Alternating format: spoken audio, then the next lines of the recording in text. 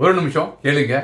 நீங்கள் ரொம்ப நாள் எங்கேயாவது வெளியூர் போகிறீங்கன்னு வச்சுங்களேன், இந்த பைக்கை மெயின்டைன் பண்ணுறது தான் பெரிய விஷயம். ஊர்லேருந்து திரும்பி ஒரு ஒரு 10 நாள் 15 நாள் 20 நாள் கழிச்சு திரும்பி வந்தீங்கன்னா அது கிக் அடித்து போதும் போதும்னு ஆகிடும். அப்போ என்ன பண்ணலாம்? அதுக்கு மெயினாக நல்லா தொடச்சி, அதாவது களிமண் இல்லாட்டி மண், வெளியில் இருக்கிற மண் தண்ணியோடு சேர்ந்து இதெல்லாம் இருந்து ரஸ்ட் ஆகாமல் இருக்கும், துரு பிடிக்காமல் இருக்கும் தான் நல்லா தொடச்சி வைங்க. அதே மாதிரி செயின் இருக்கு இல்லையா, அதுக்கெல்லாம் நல்லா லூப்ரிகேட் ஆகிற மாதிரி ஆயில் போட்டு வைங்க. காற்று குறைஞ்சிரும் சல்லுன்னு. அது ஆகாமல் இருக்கிறதுக்கு ஒரு 2லேருந்து ஒரு 3 பாயிண்ட் எக்ஸ்ட்ராவாக காற்று அடிச்சு வைங்க. மெயினாக ஓப்பன் இடத்துல வச்சிங்கன்னா முடிஞ்ச வரைக்கும் ஒரு ஒரு கவரை போட்டு வைங்க. பெட்ரோல் டேங்கை காலி பண்ணி வைங்க.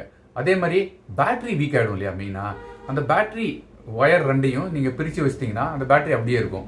இதெல்லாம் உங்களால் தனியாக செய்ய முடியலன்னா ஒரு மெக்கானிக் நண்பரை கூப்பிட்டு இதை செஞ்சு வைக்க சொல்லிட்டு அவங்களுக்கு நீங்கள் என்ன ஃபீஸோ அதை கொடுத்துடலாம்.